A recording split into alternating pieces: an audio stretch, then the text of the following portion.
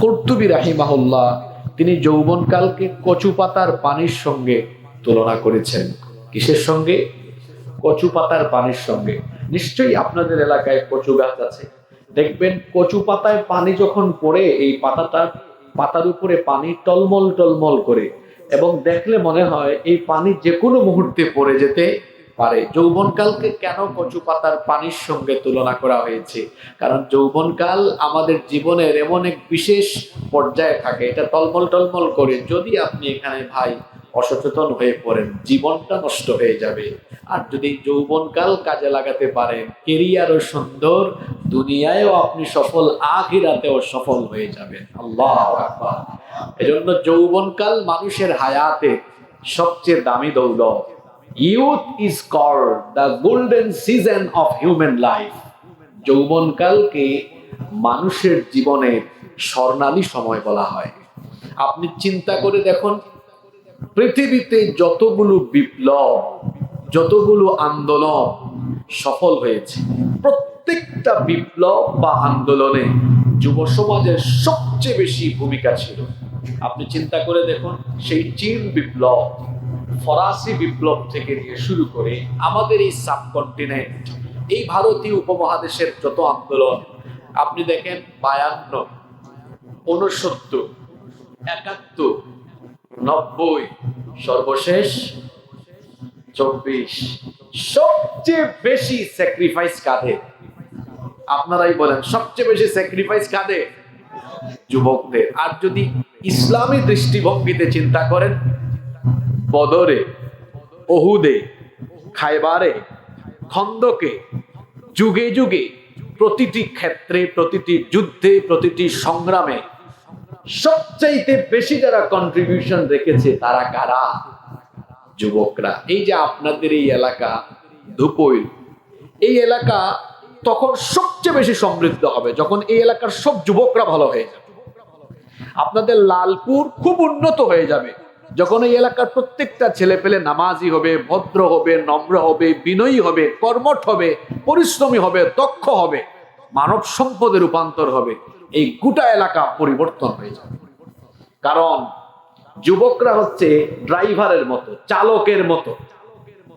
যুব সমাজ যেদিকে যায়, গোটা সমাজ সভ্যতার লক্ষ্য উদ্দেশ্য ঠিক ওই দিকেই ছুটে যায়। এজন্য আমি যুবকদেরকে এইভাবে বলি, যুবকরা হলো তুফানের মতো। বৈশাখ মাসের তুফান যেমন গাছের ডালপালাকে উড়িয়ে নিয়ে যায়, যুবকরা যদি ঐক্যবদ্ধ হতে পারে, যুবকদের এই গণজোয়ার যেদিকে যাবে দেখা যাবে মিথ্যা আর বাতিল শক্তি চূর্ণ বিচূর্ণ হয়ে যায়।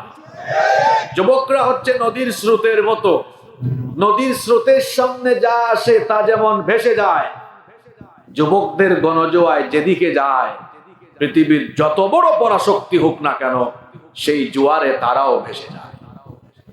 যুবকরা হচ্ছে সভ্যতা বিনির্মাণের মূল কারিগর।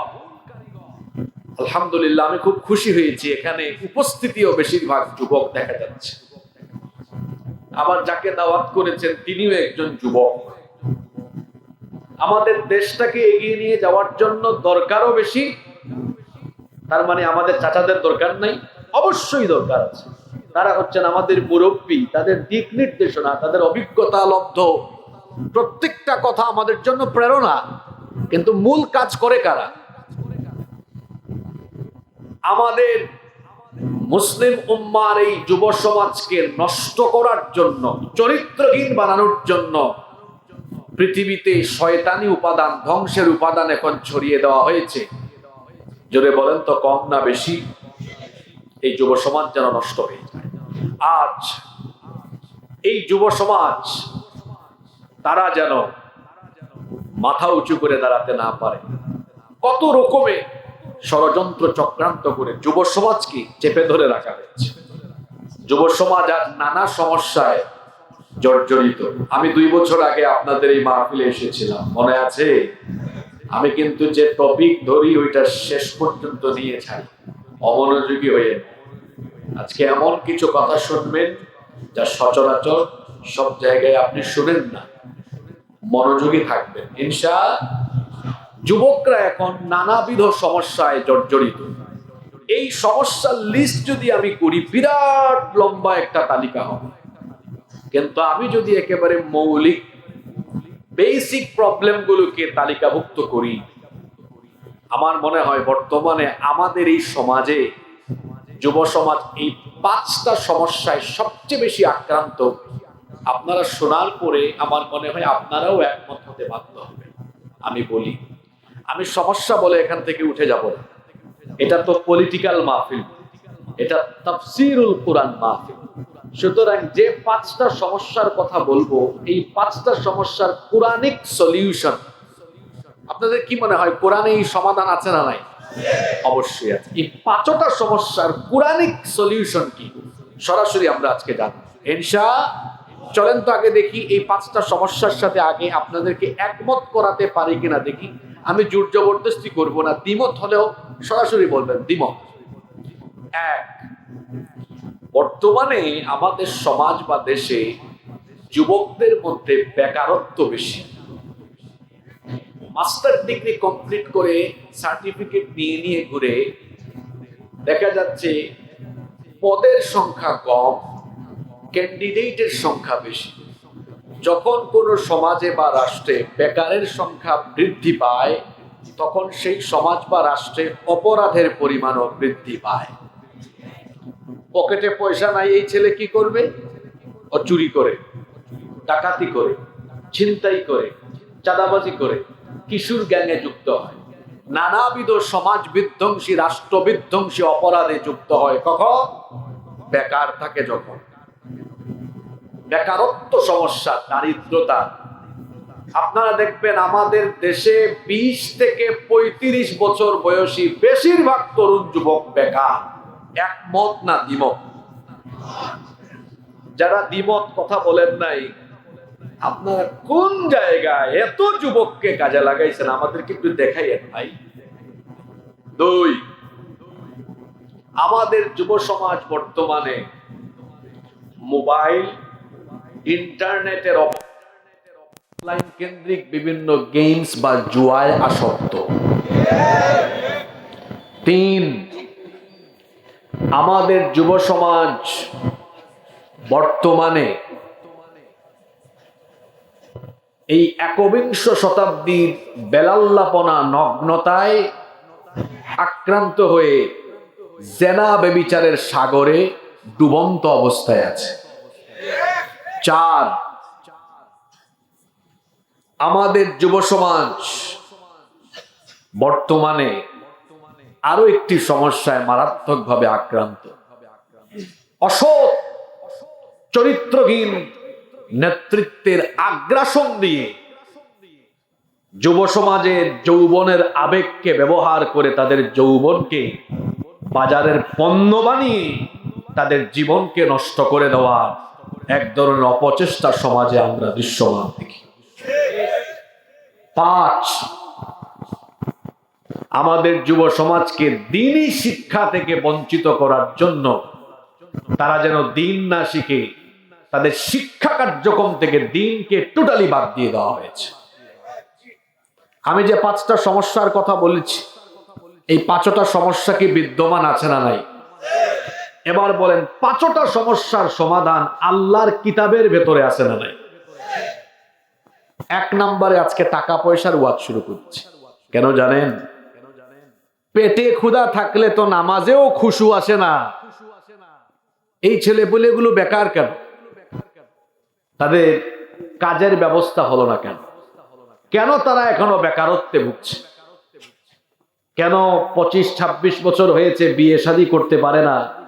টাকা নাই, পয়সা নাই। এই বেকারত্ব সমস্যা কেন আছে? আমি আগেই বলেছি, বেকার যত বেশি থাকবে সমাজে, অপরাধ তত বেশি বাড়বে। ইসলাম এমন একটি জীবন ব্যবস্থা, আল্লাহ এমন একটি কিতাব আমাদেরকে দিয়েছেন, এই কিতাবের ভেতরে আল্লাহ তাআলা মানুষের অর্থনৈতিক মুক্তির ফর্মুলা দিয়েছেন। সুবহানাল্লাহ পড়বেন না? যাতে করে সমাজে অপরাধ বন্ধ হয়। এই যে যুবক তরুণ যারা আছেন তাদের জন্য কাজের ব্যবস্থা হয়। আল্লাহ কি সুন্দর ফর্মুলা কোরআনে দিয়েছেন। আচ্ছা বলেন তো, এই যে তরুণ যুবকরা এখানে আছেন তাদের কাজের ব্যবস্থা করে দেওয়া সমাজ বা রাষ্ট্রের কি দায়িত্ব না? জোরে বলতে হবে, দায়িত্ব না? আমরা কি এটা করতে পেরেছি? আপনি জাপান, চীনের দিকে তাকিয়ে দেখেন, তাদের জনসংখ্যা আমাদের থেকে অনেক বেশি, আয়তনের তুলনায় তাদের জনসংখ্যা অনেক বেশি, কিন্তু তারা জনসম্পদ, তারা তাদের মানুষদেরকে, জনগণকে, জনসম্পদকে মানব সম্পদে রূপান্তর করতে পেরেছে। কর্মমুখী শিক্ষা, এবং প্রত্যেকেই যেন বেকারত্ব থেকে বের হয়ে মর্যাদাজনক কাজের মাধ্যমে তাদের জীবনকে সচ্ছল স্বনির্ভর করতে পারে, সেই ব্যবস্থা তারা সেখানে করেছে, আমরা করতে পারিনি। এজন্য আমাদের যুবকরা আজকে বেকার। কিন্তু আল্লাহর কোরআনে এমন ফর্মুলা আছে, এটা আপনারা মানলে আপনারা সবাই স্বনির্ভর সচ্ছল হয়ে যাবেন। কোরআনে যে এই ফর্মুলা আছে, আপনাদের বিশ্বাস হয়? ইসলাম এমন কোন সমাজ চায় না যেখানে এই ধুপইল এলাকার কিছু মানুষ 3 বেলা খাবার খাবে আর কিছু মানুষ না খেয়ে থাকবে। লালপুরের কিছু মানুষের বাড়ি থাকবে, কিছু মানুষ রাস্তায় ঘুমাবে। ইসলাম এমন বেইনসাফি আর বৈষম্যের সমাজ চায় না, বরং ইসলাম চায় এমন একটা সমাজ, সবার পেটের ভেতরে খাবার থাকবে, সবার থাকার জায়গা থাকবে, মৌলিক চাহিদা যেন পূরণ হয়। এমন ইনসাফের, সাম্যের এবং সচ্ছলতার, সমৃদ্ধের সমাজ ব্যবস্থা ইসলাম কায়েম করতে চায়। এই সমাজ ব্যবস্থা এটা প্রতিষ্ঠা করার জন্য আগে সমাজ থেকে দারিদ্রতা, বেকারত্ব এবং অর্থনৈতিক দৈন্যদশা দূর করতে হবে। এজন্য দারিদ্রতা, বেকারত্ব, অর্থনৈতিক দৈন্যদশা দূর করার জন্য আমার রব এই কোরআনের ভেতরে যাকাতের মতো চমৎকার ফর্মুলা দিয়েছেন।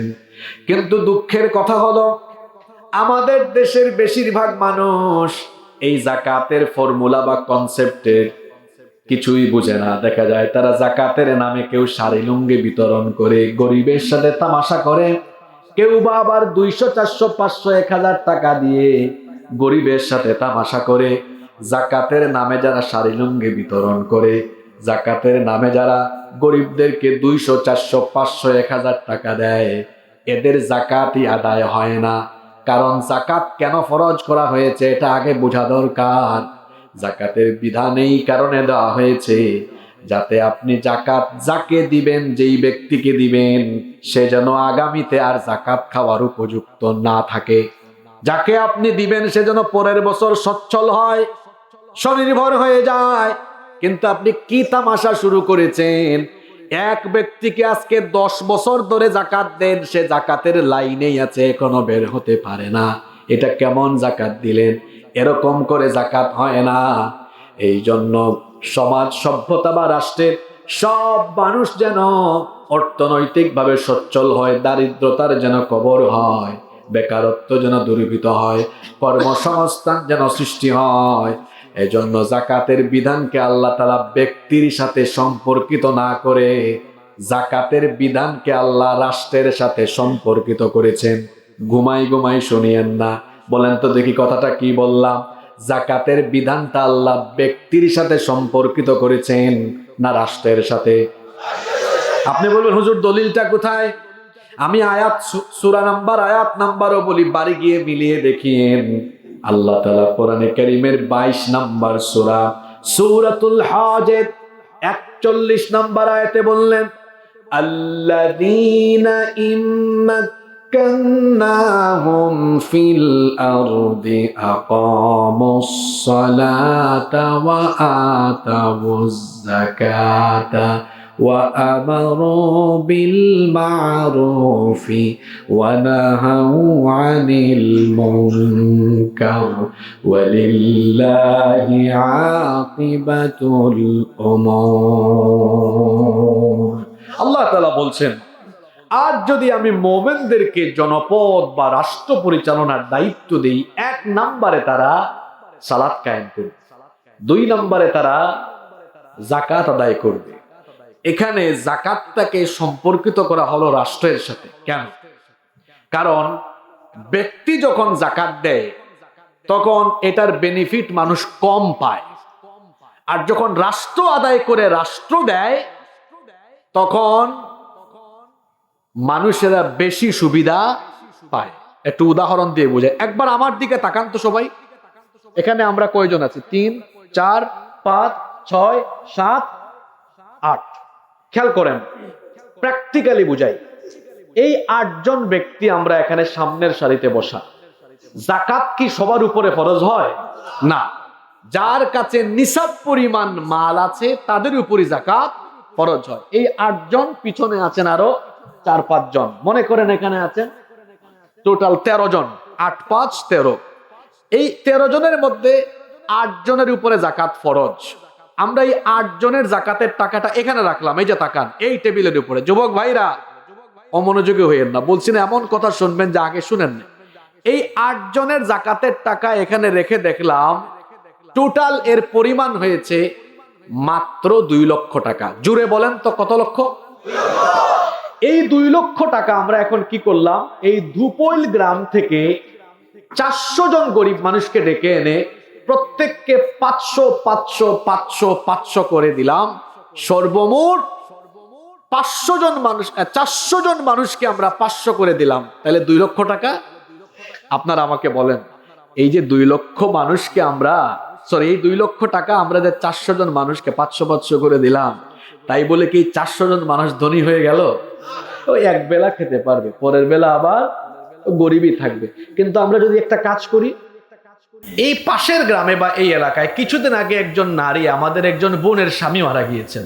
ওনার 2-3টা বাচ্চা আছে, পরিবার চলে না। ডেকে এনে বললাম, বোন আপনার তো পরিবারটা চলে না, ধরেন আপনাকে একটা সেলাই মেশিন কিনে দিলাম, কাজ করে খান। এই মহিলার পরিবার চলার মতো ব্যবস্থা হবে কি হবে না?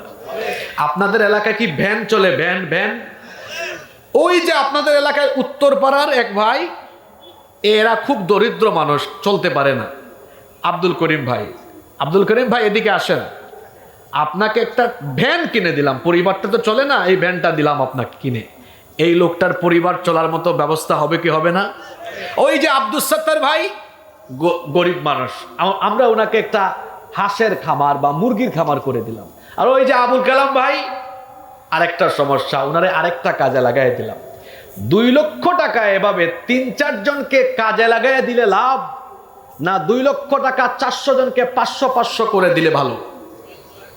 জি, 3-4 জনকে যে দিলাম, এরা আগামী বছর আর যাকাত খাওয়ার উপযুক্ত থাকবে? জোরে বলতে হবে, থাকবে। এই যে উদাহরণ দিয়েছি, এটা কি রাষ্ট্র দিয়ে দিয়েছি না আপনাদের গ্রাম দিয়ে? কথা বলে না। জি, গ্রাম দিয়ে। কিন্তু আল্লাহ বলছেন এটাকে রাষ্ট্রীয়ভাবে নাও। কিভাবে নাও? আচ্ছা, আল্লাহর ফর্মুলাটা আমরা মানি। এখানে আমরা বিএনপি, জামাত, চরমুনাই, জাতীয় পার্টি, বিভিন্ন দলের মানুষ আছে। কিন্তু ভাই বলেন তো, আমাদের প্রথম পরিচয়টা কি? আমরা সবাই, এই তো বলেন, আমরা সবাই কি? এখন মুসলমান হিসাবে আমরা সবাই যদি আজকে বলি আমরা আল্লাহর বিধান এটা মেনে নেই, এখন আমরা কি করলাম? আমার দিকে তাকান, এটা একটা উদাহরণ, তো আপনারা কিছু মনে করেন না। মনে করেন উনি হচ্ছেন জাকাত মন্ত্রী, আমার ভাই হচ্ছেন শ্রম মন্ত্রী, আমি হইলাম প্রধানমন্ত্রী। যেহেতু আমি বক্তব্য দিচ্ছি, বুঝাচ্ছি আপনাদেরকে, শোনেন। আমি বললাম, মাননীয় জাকাত মন্ত্রী, সারা দেশের মুসলমানদের সম্পদের হিসাব আপনার মন্ত্রণালয়ের আওতাভুক্ত করেন, কারণ জাকাত তো অমুসলিমের উপরে ফরজ না, তাই না? তো উনি কি করলেন? সারা দেশের মুসলমানদের সম্পদের তালিকা মন্ত্রণালয়ের অধীন করলেন। সবার উপর তো জাকাত আসবেও না, যার কাছে নিসাব পরিমাণ মাল আছে। এখন যার কাছে নিসাব পরিমাণ মাল আছে, তার বাড়িতে চিঠি বা মোবাইলে মেসেজ যাবে, এই যে জনাব অমুক সাহেব, আপনার এই বছর 12,600 টাকা আসছে, এটা লালপুরের ওই অফিসে বা অমুক ব্যাংকে জমা দেন। এখন সারা দেশের জাকাত দাতাদের টাকা গিয়ে জমা হচ্ছে কয় জায়গায়? কথা বলছেন না আপনারা? এই ছেলেরা বাদাম খাচ্ছ, খাও, এদিকে তাকাও, কয় জায়গায় জমা হচ্ছে? আচ্ছা, রাষ্ট্র যখন সারা দেশের মুসলমান জাকাত দাতাদের থেকে টাকাটা নিচ্ছে, তখন কি 2 লাখ হবে? কি মনে হয় এটা কত হইতে পারে? হ্যাঁ, কয়েক শত হাজার। এখন দেখা গেল সারা দেশ থেকে, মনে করেন এই বছর উঠছে 140,000 কোটি। এটা উঠা সম্ভব না অসম্ভব? কি আর 140,000 কোটি, আরো বেশি উঠবে, আরো বেশি উঠতে পারে। আচ্ছা, ধরলাম 140,000 কোটি টাকা। ওই যে আমার ভাই এবার তাকে বললাম, মাননীয় শ্রম কর্মসংস্থান মন্ত্রী, আপনি এই দেশের সব বেকারদের একটা তালিকা করেন। এখন উনি একটা চিরনীয় অভিযান চালাইছেন, আসছে এই দুপুল গ্রামেও এসে এই যে বেকার কিছু ছেলেপেলে আছে না, এদের তালিকা তৈরি করছে। এখন সারা দেশ থেকে মোট 70 লক্ষ যুবকের একটা তালিকা করা হলো। আচ্ছা বলেন তো, আমাদের দেশে কি এই পরিমাণ বেকার হবে না আরো বেশি? আচ্ছা, তবে আমরা প্রাথমিকভাবে একটা তালিকা করলাম 70 লক্ষ। জোরে বলেন কত লক্ষ? 70 লক্ষকে একসাথে ঢাকায় নেওয়া যাবে না, ঢাকা অচল হবে। এজন্য ধাপে ধাপে আনা হলো। এনে বলা হলো, এই ছেলে বাদাম খাচ্ছ, এদিকে আসো, আসো, ধরো 2 লাখ টাকার চেক নাও। এই 2 লাখ টাকা নিয়ে লালপুরে কি ডিসকভার মোটরসাইকেল কিনে পাকপাকুম করে চালাও, না হাঁসের খামার করো, মুরগির খামার করো, কুটির শিল্প করো, একটা দোকান দাও, টঙের দোকান দাও, ভ্যান কিনো, সিএনজি কিনো, কি করো কি করো না, এই লালপুরে আমাদের অডিট অফিসার আছে, এটা মনিটরিং করবে। এইভাবে 70 লক্ষ বেকার ছেলেদের হাতে, প্রত্যেকের হাতে দেওয়া হলো কয় লাখ টাকার চেক? তাহলে 70 লক্ষ গুণ 2 লক্ষ সমান কত? 140,000 কোটি টাকা। বিশ্বাস করেন, এই বুদ্ধি ফর্মুলা কোনোটাই আমার না, এটা কার? জোরে বলেন কার? তাহলে আল্লাহর দেওয়া এই ফর্মুলা নিলে দেখা যাচ্ছে 1 বছরে রাষ্ট্রীয়ভাবে কত লক্ষ যুবকের কর্মসংস্থান বা কাজের ব্যবস্থা করা যাচ্ছে। যারা শুনলো না কথাগুলো, তারা সোনার খনির মতো কথাবার্তাগুলো মিস করেছে। কত লক্ষ? 70 লক্ষ কাজে লাগিয়ে দিলাম। ফর্মুলাটা কার? আপনারা এবার বুঝে শুনে বলেন, এই ফর্মুলাটা যদি 5 বছর, 7 বছর, 10 বা 15 বছর চলমান থাকে, অন্তত 10-15 বছর পরে আর কি কোনো বেকার, দরিদ্র, অসহায়, গরিব কোথাও খুঁজে পাওয়া যাবে? জোরে বলতে হবে, যাবে? একমত? একমত? একমত? আমি আজকে ফজরের নামাজের পরে বাসা থেকে বের হয়েছি, চট্টগ্রাম থেকে লম্বা সফর করেছি, গাড়ি দিয়ে এসেছি টোটালটা। কত জায়গায় আমি কত রকম কথা শুনেছি। কি শুনছি? আমরা সুযোগ পেলে ক্ষুধা মুক্ত, দারিদ্রতা মুক্ত দেশ বানিয়ে দিব। ওগো আমরা দেখেছি গো, 5 বছর আপনি কি করেন দেখে ফেলেছি আমরা। সুযোগ পাইলে আপনি নিজের ক্ষুধা মিটাতে পারেন না, আমাদের ক্ষুধা কখন মিটাবে? আসেন, আমরা যারা বিএনপি, জামাত, চরমোনাই, হেফাজত, জাতীয় পার্টি, যে যে দল করি, এটা আমাদের পরিচয় না। আমাদের প্রথম পরিচয় আমরা মুসলমান। আসেন, মুসলমান হিসাবে আল্লাহর দেওয়া এই যাকাতের ফর্মুলা, কুরআনিক ফর্মুলা যদি গ্রহণ করি, এই সমস্যার সমাধান হবে। আমি আল্লাহর কালাম হাতে নিয়ে বললাম, চ্যালেঞ্জ করছি, যদি আপনারা সারা দেশের মুসলমানরা, সারা দেশের মানুষ এই ফর্মুলা মেনে নেন, দেশ স্বাধীন হয়েছে 56 বছর, গরিব থেকে গেছে, এখনো দারিদ্রতা থেকে গিয়েছে, বেকারত্ব রয়ে গিয়েছে। একবার শুধু এই ফর্মুলা মেনে নেন, 10 বছরে বাংলাদেশ বদলে যাবে, বেকারত্বের কবর হয়ে যাবে, দারিদ্রতা থাকবে না। দল মত বাদ দিয়ে এবার একটু নিরপেক্ষ মগজ নিয়ে বলেন তো, আমার সাথে একমত না দ্বিমত আপনারা? আমি আগেই বলেছি, কোরআনের মাহফিলগুলোকে মাহফিলের মতো রাখা উচিত। এখানে দলীয় দৃষ্টিভঙ্গি নিয়ে কথা বলাও উচিত নয়, দলীয় দৃষ্টিভঙ্গি নিয়ে কথা শোনাও উচিত নয়। এখানে আপনি কথা শুনবেন, বলবেন হেদায়েতের নিয়তে, শুনবেনও হেদায়েতের। এখন আপনারা আমাকে বলেন, আমি যে প্রথম সমস্যার কথা বললাম, দারিদ্রতা, বেকারত্ব, যুবক ভাইরা বলেন, এই দারিদ্রতা, বেকারত্ব নিরসনের জন্য, কর্মসংস্থানের জন্য, এই যে এত শত শত বছর ধরে মানুষ বিভিন্ন ফর্মুলা দেয়, সুদ ভিত্তিক অর্থনৈতিক ফর্মুলা, এটা ভালো না আল্লাহর দেওয়া ফর্মুলা ভালো? জোরে বলতে হবে, কার দেওয়া ফর্মুলা ভালো? আরো জোরে কার? তাহলে পৃথিবীর সুদ ভিত্তিক অর্থ ব্যবস্থা, প্রবর্তকদের তৈরি সেই অর্থ ব্যবস্থা কিংবা সেই কানুনকে লাথি দিয়ে ডাস্টবিনে ফেলে দেন, আল্লাহর দেওয়া তরিকাকে গ্রহণ করে নেন, মুক্তি পাবেন। নইলে গরিবের জাত গরিবই থাকবে। এখন আসেন, কোরআন থেকে তো আয়াত বললাম, বাস্তব উদাহরণও দিলাম, এবার একটু আরেকটু বলি যে পৃথিবীতে এই জামানা এরকম জাকাত রাষ্ট্র আদায় করে রাষ্ট্র দিলে এরকম সুফল পাওয়া যায়, এইরকম কি পৃথিবীতে কখনো এই চিত্র দেখা দিয়েছিল? যারা বলছে না, তাদের পড়ালেখার অভাব আছে, এদের পড়ালেখা করতে হবে। এখানে আলেমরা বসে আছেন, আলেমদেরকে জিজ্ঞেস করেন, এই সিস্টেমটা রাসূল চালু করে গেলেন, খোলাফায়ে রাশেদার আমল গেল, একজন খলিফার নাম বলছি ওমর ইবনে আব্দুল আজিজ রহমতুল্লাহি আলাইহির জামানায় এসে দেখা গেল, রসুলের জামানা থেকে শুরু হলো আর উনার জামানায় এসে দেখা গেল মানুষ জাকাতের টাকা নিয়ে রাস্তায় রাস্তায় ঘুরে, জাকাত খাওয়ার কোনো মানুষই পাওয়া। এজন্য বলছে যারা না বলছে পড়ালেখার অভাব আছে, একটু পড়ালেখা করবেন। এখন আপনারা বলবেন, আরেক প্রশ্ন মাথায় আসছে, আমি জানি যে কেউ যদি 15-20 বছর পরে জাকাত খাওয়ার না থাকে তা আমরা দিব কাকে? টেনশন করেন না, এখানে 8টা খাত দেওয়া হয়েছে। কয়টা খাত? কোরআনে জাকাতের কয়টা খাত? প্রয়োজনে বিদেশ পাঠাবো, যেখানে গরিব আছে, অথবা আরো আছে না, ইন্নামাস সাদাকাতু লিল ফুকারা'i ওয়াল মাসাকিনি ওয়াল আমিলিনা আলাইহা ওয়াল মুআল্লাফাতি কুলুব ওয়া ফির রিকাব ওয়াল গারিমিনা, আছে না ইলা আখির আয়া। 8টা খাত, যে কোনো খাতে আমরা দিব, কোনো অসুবিধা নাই। কিন্তু এই ফর্মুলা মানলে বেকারত্ব আর থাকবে। এত বেকার কেন আমার দেশে? বেকারত্ব দূর করতে পারেন না, এই ফর্মুলা নেন, দূর হয়ে যাবে ইনশাআল্লাহ। নাম্বার 2 নাম্বার কি বলেছিলাম? আমাদের যুব সমাজ এখন মোবাইল আর তথ্য প্রযুক্তির ফিতনায় আক্রান্ত। আপনারা মিলিয়ে দেখবেন, যারা স্কুলে পড়ে, কলেজে পড়ে, ইউনিভার্সিটিতে পড়ে, এমনকি গ্রামে গঞ্জে যে সকল কিশোর তরুণ যুবক আছে, বেশিরভাগকেই দেখবেন মোবাইলের অপব্যবহারে আক্রান্ত, তথ্য প্রযুক্তির অপব্যবহার করছে।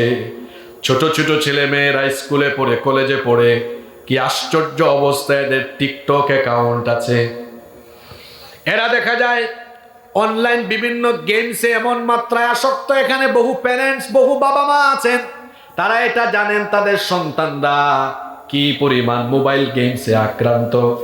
আগে তো মানুষ গ্রামে গঞ্জে বাঁশ জারের চিপায় চাপায় জুয়া খেলতো, এখন অনলাইনে কিশোর তরুণ যুবকেরা জুয়া খেলে, ঠিক না বেঠি?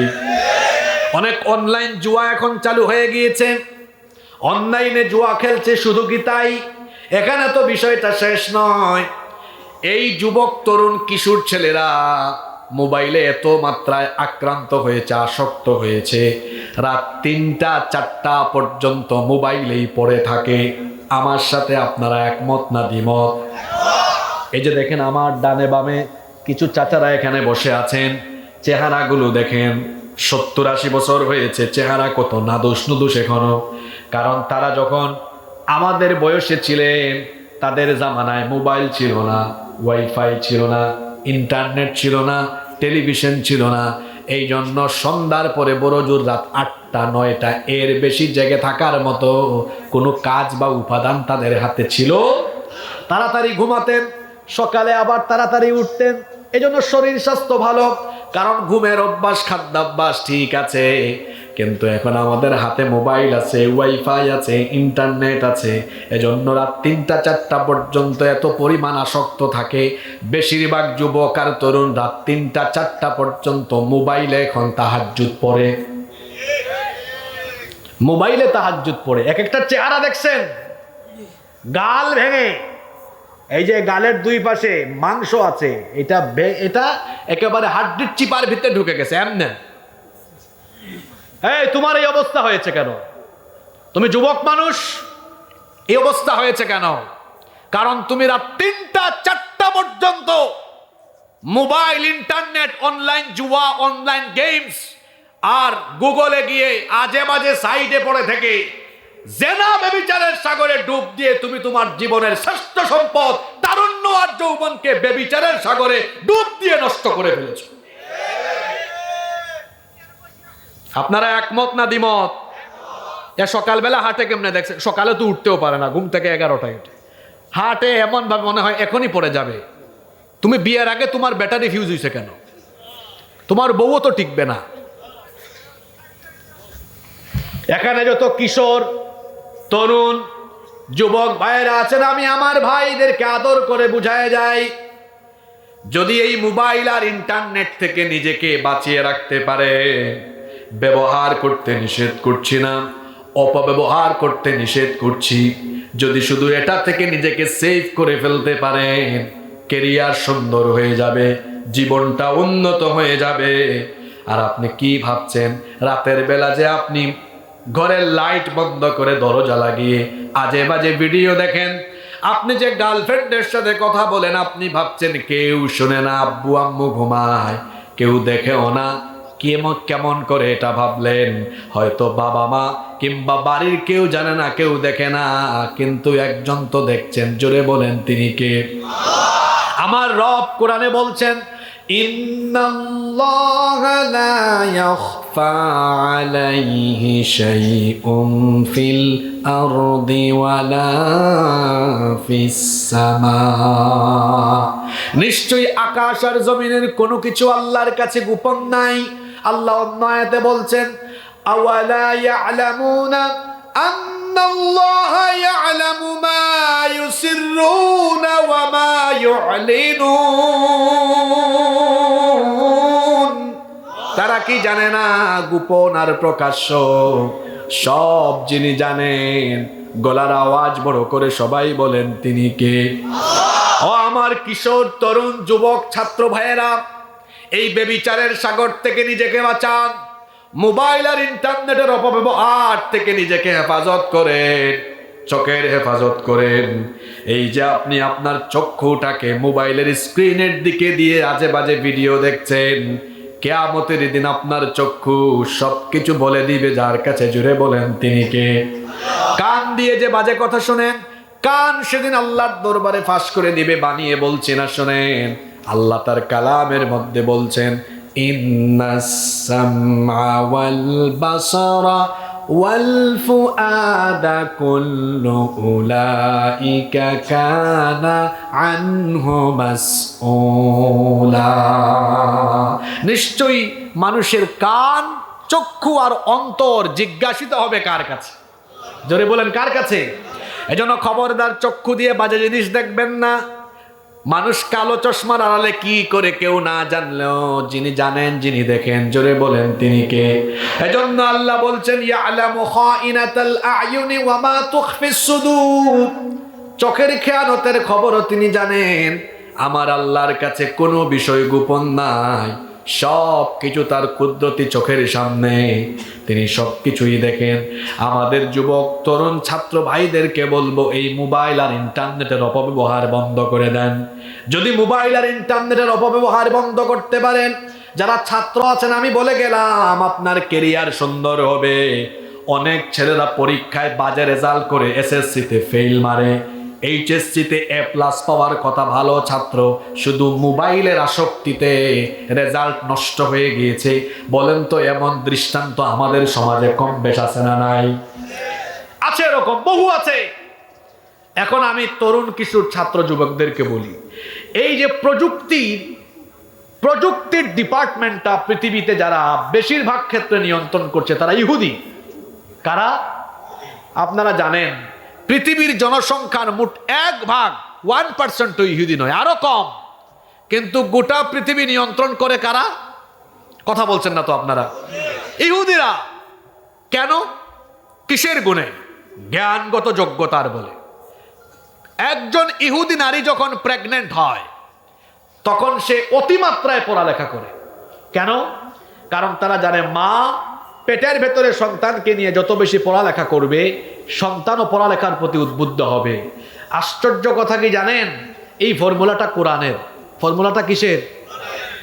এখন তো আল্ট্রাসনো বের হয়েছে, আরো অনেক অত্যাধুনিক যন্ত্রপাতি বের হয়েছে। আজকের চিকিৎসা বিজ্ঞান বলে, একজন মা যখন সন্তান পেটে ধারণ করেন, সন্তান পৃথিবীতে আসার 16 সপ্তাহ মানে 4 মাস, a child gets hearing before 16 weeks of birth. সন্তান মার পেটের ভেতর থেকে বের হয়ে দুনিয়াতে আসার 4 মাস আগে থেকেই শুনতে পায়। সুবহানাল্লাহ কইতে ইচ্ছে করলো না?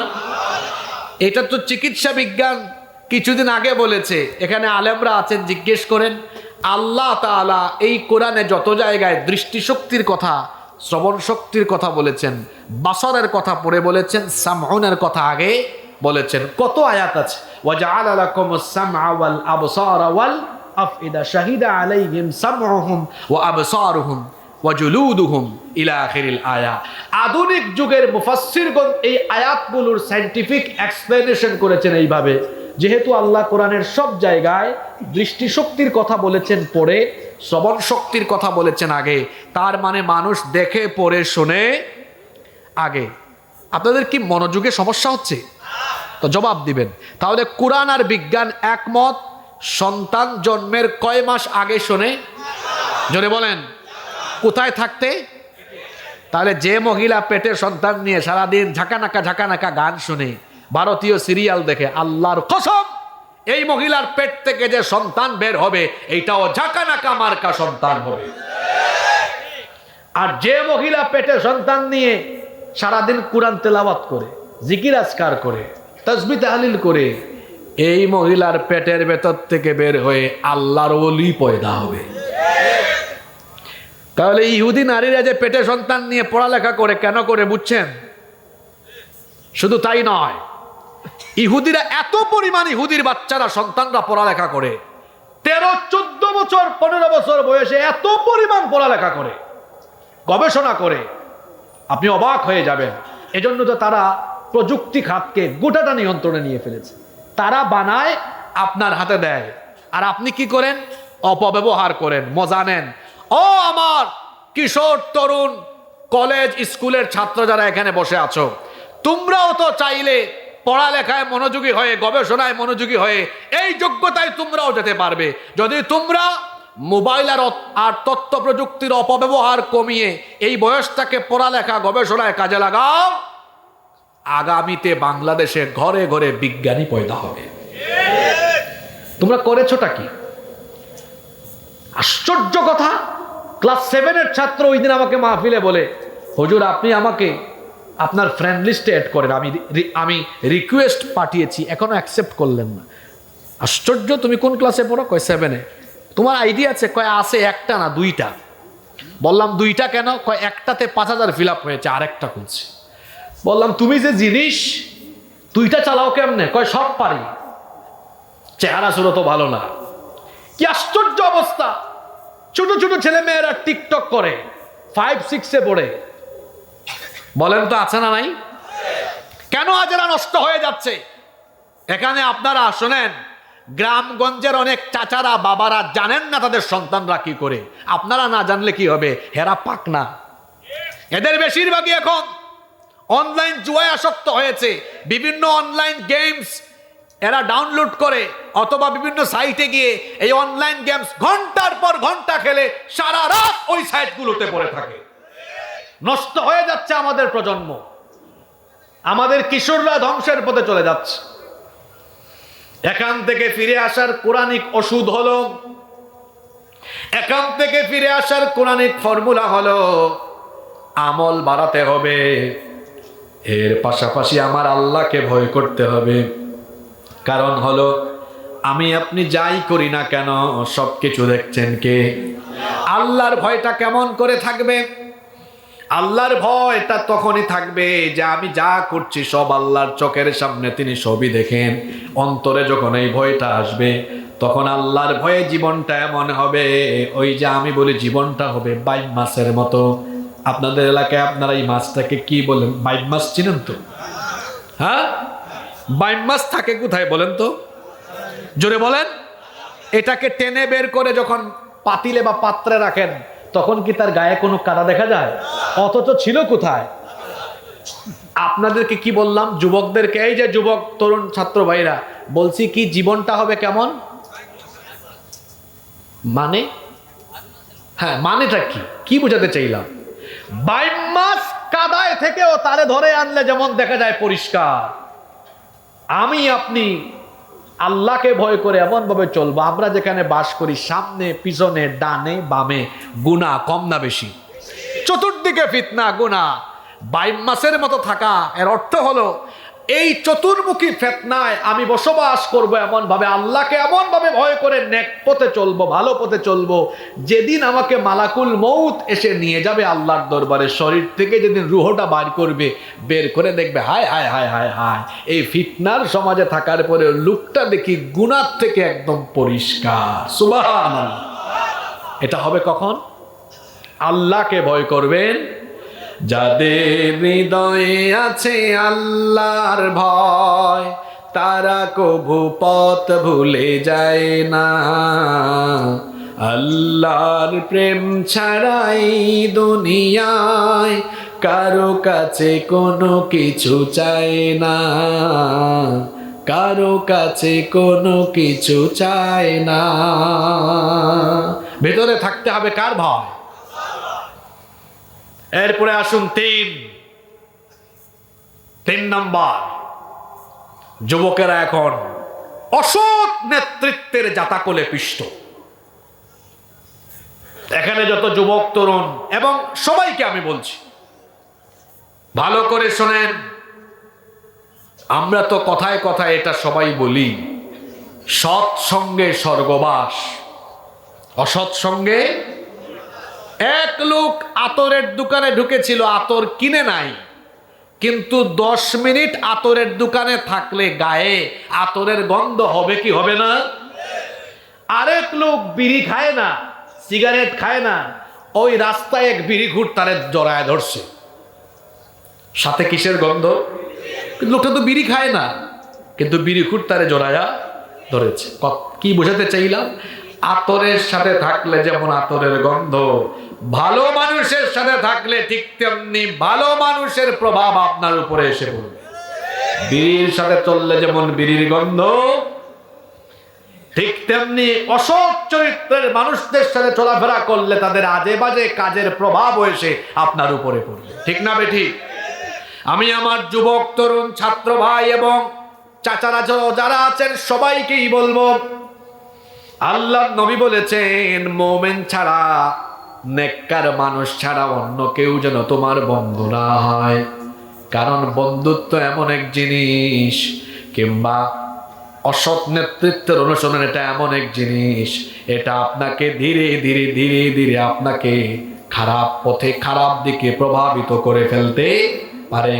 আমার দেশের অনেক কিশোর তরুণ যুবক ছাত্ররা আবেগে গা ভাসিয়ে তারা তাদের যৌবন আর তারুণ্যের এই শক্তি বিভিন্নভাবে তারা নষ্ট করছে। বেশি না 500-1000 টাকা, কিংবা অনেক সময় পদ পদবীর লোভে তারা দেখা যায় অনেকের সামনে পিছনে চামচামি করে করে যৌবনটা কাটিয়ে দিচ্ছে। লজ্জা করে না তোমার? ইউ হ্যাভ টু পার্সোনালিটি, তোমার ব্যক্তিত্ব থাকা দরকার। বি এ প্রেস্টিজিয়াস পারসন, ব্যক্তিত্ববান হও। কিসের টাকা পয়সা? আমাকে তো আব্বা ডাকলেও তার সামনে পিছনে চামচামি করাইতে পারবে না। তো তুমি যে সামনে পিছনে মোটর সাইকেল শুডাউন করো, চামচামি করো, তোমার লজ্জা করে না? এই বয়সটা তো চামচামির বয়স ছিল না। এই যে আমি কথা বলছি, ঘাম বেরোচ্ছে, আমার শরীরের ঘাম, আমাদের তারুণ্য, যৌবন, ঘাম, রক্ত, এটা কারো চামচামির জন্য দেওয়া হয় নাই, বরং এখানে যারাই বসে আছেন প্রত্যেকের ঘাম, রক্ত, জীবন, তারুণ্য দেওয়া হয়েছে আল্লাহর জমিনে আল্লাহর কোরআনের রাজ কায়েমের জন্য। এরপরেও আপনি বুঝেন না কথাগুলো? কোথায় যাচ্ছেন? কোন দিকে দৌড়াচ্ছেন? যুবকদেরকে অনুরোধ করছি, উল্টা পাল্টা জায়গায় দৌড়াদৌড়ি করো না। এই সময়টাকে, এই বয়সটাকে কাজে লাগাও। লেখাপড়ায়, পড়ালেখায়, জ্ঞান গবেষণায়, চরিত্র গঠনে মনোযোগী হয়ে যাও।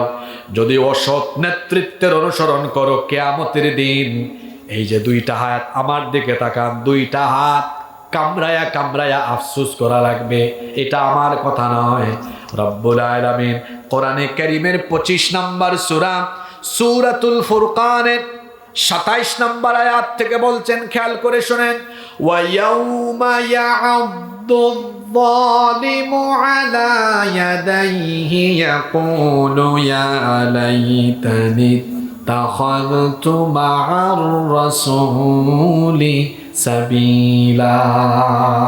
আল্লাহ তাআলা বলছেন সেই দিন অপরাধী লোকেরা অসৎ নেতৃত্বের অনুসরণের কারণে দুইটা হাত কামড়ায়া কামড়ায়া আফসোস করে বলবে, ইয়া লাইতানি ইত্তাখাযতু মা'আর রাসূলি সাবিলা।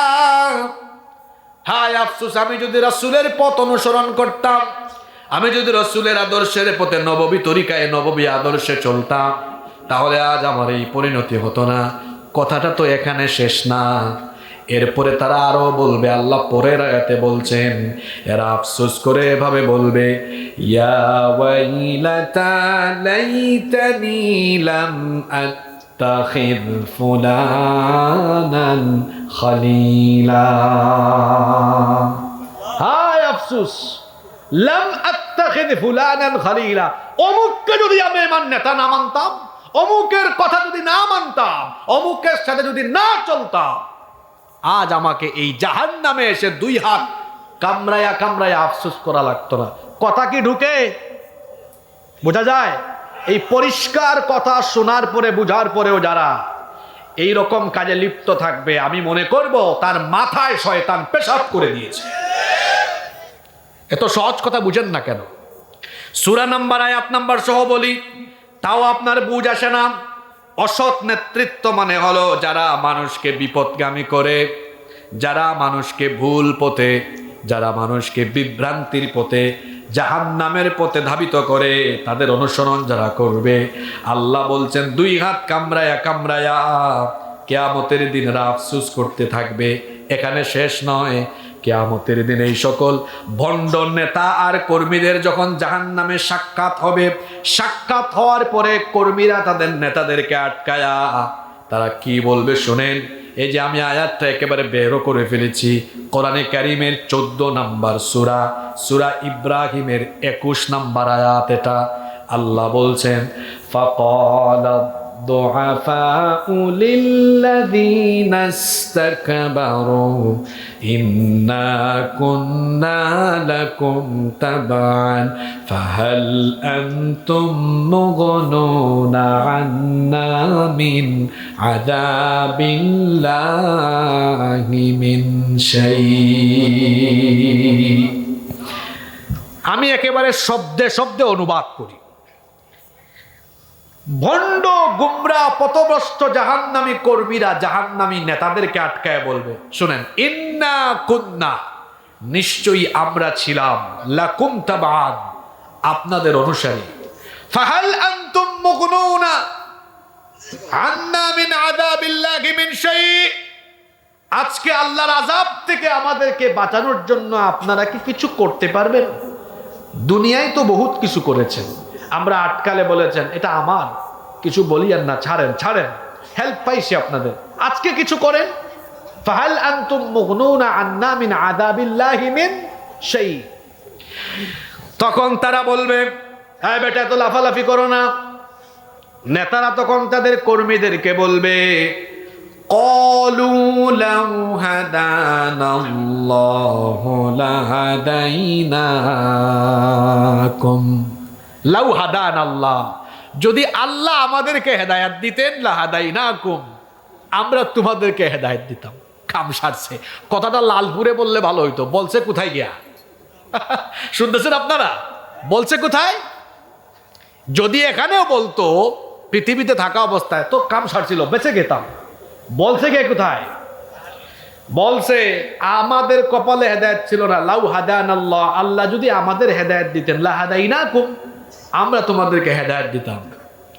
তখন তারা আরো বলবে, শোনো, লাফালাফি করো না, সাওয়াউন আলাইনা আজাজি'না আম সাবারনা মা লানা মিন মাহিস, আজকে ধৈর্য ধরো, সবর করো আর না করো, আজকে তোমাদের অবস্থা আর আমাদের অবস্থা জাহান্নামে সমান সমান। উলামা মাশায়েখ যারা আছেন, অনুবাদে কি কোনো ভুল হয়েছে নাকি? সাওয়া, আজকে তোমাদের আর আমাদের অবস্থা কি? সমান সমান। কিন্তু কর্মীরা এটা মানবে না। শুনতেছেন আপনারা? মানবে না। তারা বলবে আমরা এটা মানি না। এরা তখন আল্লাহর দরবারে তাদের ভণ্ড পথভ্রষ্ট নেতাদের বিরুদ্ধে আল্লাহর দরবারে আবেদন করবে দুইটা। জোরে বলেন কয়টা? প্রথম আবেদন করবে রাব্বুল আলামিন, এরা আমাদেরকে দুনিয়ায় ব্যবহার করেছে চামচার মতো, কিন্তু এদের কারণে আজকে জাহান্নামে আসলাম। মাবুদ গো, তোমার কাছে আমাদের ফরিয়াদ হলো, এদেরকে আমাদের সামনে এনে দাও। আল্লাহ বলবেন, সামনে ফেলে দিলে কি করবা? তখন তারা বলবে, নাজআলহুমা তাহতা আকদামিনা লিয়াকুনা মিনাল আসফালিন। আমাদের সামনে ফেলে দেন, দুই পা দিয়ে তার বুকের উপরে তাকে পদদলিত করে জাহান্নামে যাবে। আল্লাহু আকবার। কোন কথা গোপন আছে কোরআনে? এটা কয় নাম্বার দাবি? কথা বলেন। এক। দুই নাম্বার দাবি হলো, তারা বলবেন, ওগো আল্লাহ, আমাদের দুই নাম্বার দাবি হলো, তারা বলছে আজ জাহান্নামে কে আযাব নাকি সমান সমান হবে, কিন্তু এটা আমরা মানি না। আমাদের দাবি হলো, রব্বানা আতিহিম দি'ফাইনি মিনাল আযাবি ওয়ালআনহুম লা'নান কাবীরা। তারা বলবে, হে আমাদের রব, আজ আপনি জাহান্নামে আমাদেরকে যে আযাব দিবেন, আতিহিম দি'ফাইনি মিনাল আযাব, আমাদেরকে আপনি যে আযাব দিবেন, এদেরকে আমাদের আযাবের ডবল আযাব দিয়ে, আমাদেরকে যেটা দিবেন এদেরকে আমাদের থেকে কি দিবেন? ডবল দিবেন। কথাগুলো বানিয়ে বললাম না কোরআন থেকে বললাম? এত পরিষ্কার কথা না বুঝে দৌড়াদৌড়ি যদি করেন, ওই যে বললাম, তো শয়তান মনে হয় মগজে পেশাব করেছে। এই জন্যই সত্য সুন্দর সঠিক কথা আপনার বুঝে আসে না। অসৎ নেতৃত্বের অনুসরণ মানুষকে ধ্বংসের পথে ধাবিত করে, দুনিয়াতেও করে আখিরাতেও করে। এজন্য আমি বলেছি যুব সমাজের কথা, যুবক ভাইয়েরা চামচামিতে লিপ্ত হইয়েন না, ব্যক্তিত্ববোধ বাড়ান, আত্মসম্মান বাড়ান, পড়ালেখা জ্ঞান গবেষণায় অধ্যয়নে এগিয়ে যান, নিজেকে এমন যোগ্যতায় নিয়ে যান যাতে মানুষ আপনার পেছনে লাইন ধরে। নাম্বার 4, যুব সমাজ 4 নাম্বার আরেকটা যে সমস্যায় আজকে আক্রান্ত, সেটা হচ্ছে জিনা ব্যভিচার। এমন ভাবে বেড়ে গিয়েছে, জিনা ব্যভিচার মারাত্মক আকার ধারণ করেছে। অথচ আল্লাহ কোরআনে বলেছেন, ওয়ালা তাকরাবুজ জিনা, জিনার নিকটবর্তীও হয় না। আজকে আমার যুবক তরুণ ভাইয়েরা স্কুলে কলেজে পড়ে বিবাহ বহির্ভূত হারাম রিলেশনে সম্পৃক্ত হয়ে পড়েছে। মনে রাখবেন, টাকা পয়সার ফিতনা আর নারীর ফিতনা, এই দুইটা ফিতনা মানুষের জীবনকে নষ্ট করে ফেলে। আর এই দুই জায়গায় যারা নিজেকে কন্ট্রোল করতে পারে, দুনিয়াতেও সম্মানিত হয়, আখিরাতেও নাজাত পেয়ে যায়। এই দুই জায়গায় লোভ সামলাতে পারা, এটা চ্যালেঞ্জের ব্যাপার। টাকা অনেক সময় সামনে থাকলে মানুষ লোভ সামলাতে পারে না, সুন্দরী মেয়ে চোখের সামনে থাকলে লোভ সামলাতে পারে না। চরিত্র হলো মানুষের জীবনের সবচেয়ে বড় সম্পদ, এটা যদি নষ্ট হয়ে যায় তো সবকিছুই নষ্ট হয়ে যায়। আমি আমার যুবক তরুণ ছাত্র ভাইদেরকে বলবো, পড়াশোনাকালীন এই সময়ে কিংবা বিবাহের আগে বিবাহ বহির্ভূত কোনো হারাম রিলেশনে সম্পৃক্ত হয়ে নিজের জীবনের শ্রেষ্ঠ দৌলত যৌবনটাকে নষ্ট করে দিও না। চরিত্রটাকে গঠন করতে হবে সেইদিনা ইউসুফ আলাইহিস সালামের মতো। আপনার দিকে কয়টা মেয়ে তাকায় বলেন, কি আর চেহারা আপনার! কিন্তু ইউসুফ আলাইহিস সালাম এমন ছিলেন, আমার রব তাকে দুনিয়ার অর্ধেক সৌন্দর্যই দান করে দিয়েছিলেন। সুবহানাল্লাহ। দুনিয়ার অর্ধেক সৌন্দর্য আল্লাহ তাকে দান করে দিয়েছিলেন। এত সুন্দর সুপুরুষ তিনি ছিলেন, যাকে দেখে মিশরের সেই সময়ের সুন্দরী রূপসী নারীরা ফল কাটতে গিয়ে নিজেদের আঙ্গুল কেটে ফেলেছে, টেরও পায় নাই। এতটাই ফিলিংলেস, অনুভূতি শূন্য হয়ে গিয়েছিল, ফল কাটতে গিয়ে আঙ্গুল কেটেছে, টেরও পায় নাই। তিনি যে ঘরে লালিত পালিত হয়েছেন, সেই ঘরের দুষ্ট নারী জুলাইখা প্রত্যেক দিন তার চোখের সামনে ইউসুফ আলাইহিস সালামকে দেখতে দেখতে পাগল পাড়া হয়ে গেল। একদিন সে নির্জনে তার দাসীর মাধ্যমে সাইয়েদনা ইউসুফ আলাইহিস সালামকে তার খাস কামরায় ডেকে নিয়ে আসলো। 7টা দরজা ছিল, সবগুলো দরজায় তালা লাগিয়ে সবগুলো দরজা বন্ধ করে দিল। এরপরে ইউসুফ আলাইহিস সালামকে কুপ্রস্তাব পেশ করলো। সাইয়েদনা ইউসুফ আলাইহিস সালাম তখন আল্লাহ তাআলাকে ভয় করে এই মহিলার কুপ্রস্তাবকে রিজেক্ট করলেন, প্রত্যাখ্যান করে দিলেন। মহিলা তখন বলল, ইউসুফ, আমার প্রস্তাব প্রত্যাখ্যান করে আজ তুমি কোথাও যেতে পারবা না, কারণ সবগুলো দরজায় লক করে দেওয়া হয়েছে, চাবিও আমার কাছে, কোথায় যাবা? কিন্তু ইউসুফ আলাইহিস সালাম জানতেন সব কিছুরই কুদরতি চাবি একজনের কাছে আছে, তিনি কে? তিনি চাইলে সবই সম্ভব। এই জন্য আল্লাহকে ভয় করে, নিশ্চিত জানতেন এটা তালাবদ্ধ দরজা, কিন্তু আল্লাহকে ভয় করে, আল্লাহর উপর তাওয়াক্কুল করে এই মহিলার ফিতনা থেকে বাঁচার জন্য তিনি যখন তালাবদ্ধ দরজার দিকে দৌড় মারলেন, আল্লাহ তাআলা খুশি হয়ে গিয়ে সবগুলো দরজা তার কুদরতি চাবি দিয়ে ইউসুফ আলাইহিস সালামের জন্য খুলে দিলেন। শুধু সুবহানাল্লাহ পড়ে বাড়ি গেলে তো চলবে না, এখান থেকে শিক্ষা নিতে হবে। ইউসুফ আলাইহিস সালামকে যেভাবে মিশরের সুন্দরী সম্ভ্রান্ত নারী জুলাইখা কুপ্রস্তাব পেশ করেছেন, তারপরেও তিনি আল্লাহকে ভয় করেছেন। আর আপনাকে যদি কোনো মেয়ে আই লাভ ইউ একবার বলে তো মাথাটা আপনার খারাপ হয়ে যাবে। আর ওইদিকে জুলাইখা ইউসুফ আলাইহিস সালামকে ডেকে নিয়ে গিয়েছে, তিনি যান নাই, সেখান থেকে ফিরে এসেছেন। ও আমার যুবক ভাইরা, নিজের চরিত্রকে ঠিক এই রকম করে সাজান। স্কুলে পড়েন, কলেজে পড়েন, ইউনিভার্সিটিতে পড়েন, মেয়েদেরকে সম্মানের চোখে দেখেন। মেয়েদের দিকে তাকানোর সময় চরিত্রহীনদের মতো তাকাবেন না। শয়তান